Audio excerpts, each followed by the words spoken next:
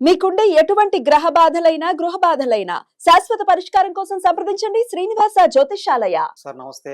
నమస్తే అండి. బాలీవుడ్ డైరెక్టర్స్ తెలుగు హీరోలతో సినిమా చేస్తున్నారు కానీ ఇక్కడ సక్సెస్ మాత్రం ఇవ్వలేకపోతున్నారు. అంటే అటు ఆదిపురుష్ కానీ, చరణ్ జంజీర్ కానీ, ఇప్పుడు వార్ 2 కానీ ఇలా చూసుకుంటే అంటే తెలుగు హీరోని ఎలా చూపించాలి, ఎలా ప్రజెంట్ చేయాలని నాకు తెలియట్లేదా, లేకపోతే ఏదైనా సెంటిమెంటా, అసలు మీరు ఎలా చూస్తారు దీన్ని? అంటే తెలుగు డైరెక్టర్లు హిందీ హీరోలకు బాగానే అచ్చొచ్చారు, అవును. కలిసి వచ్చారు. సౌత్ డైరెక్టర్లు అందరూ ఉమ్, అంటే సౌత్ నుంచి హిందీకి వెళ్ళి హిట్ కొట్టని డైరెక్టర్ లేడు అసలు. ఓకే. దాసరి నారాయణరావు గారి కంటే ముందు నుంచి ఉంది ట్రెడిషన్. ఉమ్, ఎల్వి ప్రసాద్ గారు ఉమ్, ఎల్వి ప్రసాద్ గారు హిందీలో చాలా పెద్ద డైరెక్టరు. ఉమ్, తాతినేని ప్రకాష్ రావు గారు చాలా పెద్ద డైరెక్టర్ హిందీలో. ఉమ్, ఆ తర్వాత ఆయన వరుసలోనే వచ్చినటువంటి తాతినేని రామారావు గారు, బాపయ్య గారు, ఉమ్, వీళ్ళందరూ హిందీలో ఉమ్, బాంబేలో సెటిల్ అయిపోయిన బ్యాచ్ ఇది, ఉమ్, హిందీ సినిమాలు చేసుకుంటూ. ఉమ్, టిఎల్వి ప్రసాద్ గారు ఆయన మిథున్ చక్రవర్తితో దాదాపు 18 సినిమాలు డైరెక్ట్ చేశాడు ఆయన. ఓకే. ఆయన లేకపోతే సినిమా చెయ్యను అనే పరిస్థితికి వెళ్ళాడు ఓ దశలో మిథున్ చక్రవర్తి. ఉమ్, అలా వీళ్ళందరూ చరిత్ర సృష్టించిన వాళ్ళే. ఉమ్, అలాగే జితేంద్ర ఉమ్, జితేంద్ర అనే నటుడిని ఉమ్, హీరోగాను ఒక బిగ్ స్టార్ గాను నిలబెట్టింది తెలుగు డైరెక్టర్లే. ఓకే. తెలుగు సినిమాలు లేకపోతే జితేంద్ర జీరో, ఉమ్, నిర్మోహమాటంగా చెప్పొచ్చు ఆ మాట. ఉమ్, తెలుగు సినిమా రీమేకుల మీదే అతని కెరియర్ మొత్తం నడిచింది. ఓకే. కాబట్టి ఇలా తెలుగు డైరెక్టర్లు హిందీ హీరోలకి, ఉమ్, హిందీ అంటే హిందీ సినిమాకి, ఉమ్, బాలీవుడ్ ఇండస్ట్రీకి వీళ్ళ కంట్రిబ్యూషన్ చాలా ఉంది. ఉమ్, కానీ అట్నుంచి ఇటువైపుకి వచ్చి విజయాలు సాధించినటువంటి వాళ్ళు అసలు అవసరం లేదు అనుకున్నారు వాళ్ళు. ఉమ్, మనం వాళ్ళకి అవకాశం ఇవ్వడమే సుకృతం అనుకున్నారు. ఉమ్, అలాంటి అభిప్రాయంతోనే ఇప్పుడు ఎన్టీఆర్కి వాళ్ళు అవకాశం ఇచ్చారు. అవును. ప్రభాస్తో ఆదిపురుష్ తీసేటప్పుడు కూడా అదే అభిప్రాయంతో ఉన్నారు వాళ్ళు. ఉమ్, ఓం రౌత్ తండుకో అవును.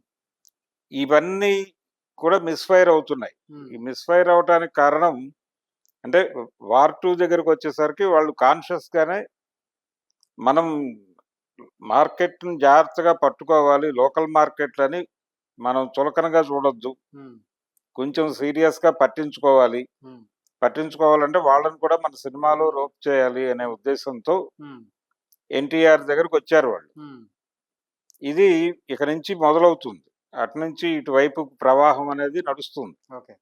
ఇందులో భాగంగా చేరారు. ఉమ్, చేరారు కానీ ఇక్కడ కూడా ఇది వర్కౌట్ అవ్వాల. ఉమ్, ఇది కూడా మిస్ఫైర్ అయింది. ఉమ్, ప్రాపర్ వసూళ్లు లేవు. ఉమ్, సినిమా కూడా అనుకున్న ప్రభావం లేదు, కథ లేదు సినిమాలో. ఉమ్, ఒక అవుట్డేటెడ్ స్టోరీ పట్టుకొని అన్ని కోట్లు ఖర్చు పెట్టి సినిమా తీయటం అవసరమా అనే పరిస్థితికి ఉమ్, తీసుకొచ్చాడు ఆయన. ఇదే డైరెక్టర్ చేసినటువంటి బ్రహ్మాస్త్ర పరిస్థితి కూడా అదే. ఉమ్, ఆ బ్రహ్మాస్త్ర కూడా చాలా తీవ్రంగా నిరాశపరిచింది. ఉమ్, అందులో ఇప్పుడు ఎన్టీఆర్ ఏ పరిస్థితి అయితే అనుభవిస్తున్నాడో అప్పుడు నాగార్జున కూడా అదే పరిస్థితి అనుభవించాడు ఆ సినిమాకి. ఓకే.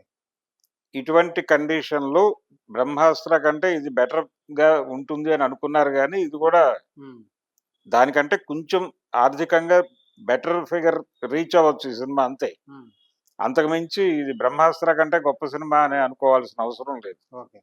ఆదిపురుష్కి వచ్చేసరికి వాళ్ళు అసలు టోటల్గా రామాయణం టోన్నే మార్చేశారు. ఉమ్, అంటే ఒక లెక్క ఉంది, పౌరాణికాలు తీయాలంటే దానికి ఒక పద్ధతి ఉంది. ఉమ్, పౌరాణికాలని మీరు క్రిటికల్గా తీయండి. ఇప్పుడు ఎన్టీ రామారావు గారు పౌరాణికాలని క్రిటికల్గా తీశాడు అవును. కానీ రెడిక్యూల్ చేయలే. ఉమ్, కమలాకర్ కామేశ్వరరావు గారు పౌరాణికాలని వాటి అంటే అకార్డింగ్ టు టెక్స్ట్ వెళ్ళాడు ఆయన. ఉమ్, ఆయన రెడిక్యూల్ చేయలే. వాళ్ళు మంచి విజయాలు సాధించారు ఆ ఏరియాలో. ఓకే. దానవేరు సూరకర్ణలో ఆయన ఎంత క్రిటికల్గా వెళ్ళినా కానీ రెడిక్యూల్ చేయకపోవడం వల్లనే ఆ సినిమా నిలబడి అద్భుతమైన విజయం సాధించగలిగింది. ఉమ్, సీతారామ కళ్యాణం కానీ ఇవన్నీ.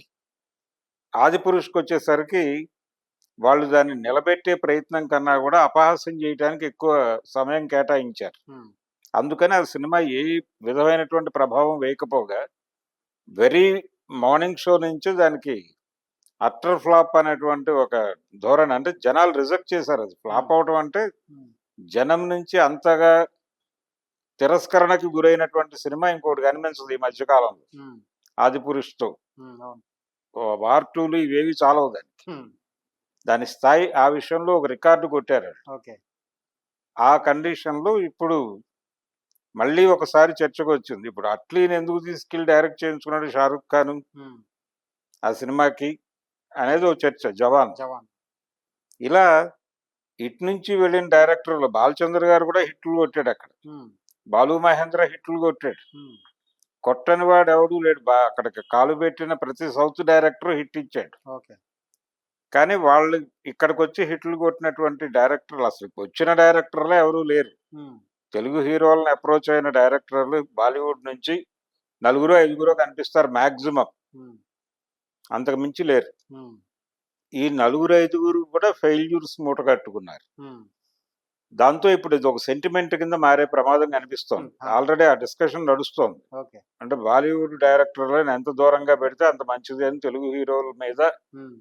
అభిమానుల నుంచి ప్రెజర్ పెరుగుతున్నటువంటి పరిస్థితి ఉంది. ఓకే. ఈ ప్రెజర్‌కి తల ఉంచితే హ్మ్. వీళ్ళు వాళ్ళ నుంచి పిలుపులొచ్చే అవకాశాలు కనిపిస్తున్నాయి. హ్మ్. ఇప్పుడు వాళ్ళు చేసే ప్రతి సినిమాలోనూ ఇక్కడి నుంచి ఒక ఎవరో ఒకళ్ళని హీరో. తీసుకునే ఛాన్స్ ఉంది. అవును. వీళ్ళేమో భయపడిపోయి ముడుచుకుపోతే ఏమైపోతుంది బాలీవుడ్ ఇప్పుడు. హ్మ్. అందుకని దీన్ని సెంటిమెంట్‌గా మారకుండా చేయాల్సిన అవసరం హ్మ్. బాలీవుడ్ డైరెక్టర్ల మీద ఉంది. హ్మ్. ముందు ఇది సెంటిమెంట్‌గా మారింది అనేది వాళ్ళకి అర్థం కావాలి. ఆ! అంటే ఏ సెంటిమెంట్ అయినా బద్దలవుతుంది. హ్మ్. కొన్ని సినిమా థియేటర్‌లో ఆ థియేటర్‌లో సినిమా వేస్తే ఫ్లాప్ అని ఒక ట్రెండ్ ఉంటుంది అవును. చాలా ఊళ్ళలో. అవును. దాన్ని బద్దలు కొట్టేసిన సినిమాలు కొన్ని ఉంటాయి. అవును. అంటే అదే థియేటర్‌లో రిలీజ్ అయ్యి అది సక్సెస్. అన్‌ఎక్స్‌పెక్టెడ్‌గా ఒక సంవత్సరమో, 2 ఏళ్ళు ఆడేసిన సినిమాలున్నాయి. హ్మ్. ఇప్పుడు 'ఎముడికి మొగుడు' అనే సినిమా విజయవాడలో 'జయరాం' అనేటువంటి థియేటర్‌లో రిలీజ్ అయ్యే వరకు హ్మ్. దానిలో నిలబడి 100 రోజులు ఆడిన సినిమాలు లేవు. ఓకే. ఏ సినిమా రిలీజ్ అయినా అది ఫ్లాప్ అవుతుందనో ప్రచారం ఉండేది. అందులో సినిమా వేయటానికి భయపడేవాళ్ళు. హ్మ్. ఆ భయపడుతున్నటువంటి సందర్భంలో కొద్దో గొప్పో కృష్ణ గారి 'పల్నాటి సింహం' అనే ఓ సినిమా హ్మ్. అది కొంచెం పెర్ఫార్మ్ చేసింది. హ్మ్. అది కూడా యావరేజ్ టు అబోవ్ యావరేజే వెళ్ళి ఆగిపోయింది. ఓకే. ఆ థియేటర్ ప్రభావమే అని చెప్పి జనాలు అనుకునేవాళ్ళు. హ్మ్. కానీ అదే థియేటర్‌లో గత్యంతరం లేక 'ఎముడికి మొగుడు' వేశారు. హ్మ్. వేస్తే అదసలు రికార్డులు బద్దలు కొట్టే లెవెల్‌లో ఆడేసింది. హ్మ్. ఇక థియేటర్‌లో ఆ ట్రెండ్ పోయింది. దానికి హిట్ సెంటిమెంట్ మొదలైంది. హుహు. అలా చాలా సందర్భాల్లో ఒక హిట్ పడే వరకే ఈ ప్రాబ్లమ్. హ్మ్. ఇప్పుడు అర్జెంట్‌గా బాలీవుడ్ డైరెక్టర్లు సౌత్ హీరోలతో పెద్ద విషయం కొట్టాలి. హ్మ్. కొట్టేస్తే ఈ సెంటిమెంట్ వెళ్ళిపోతుంది. ఓకే.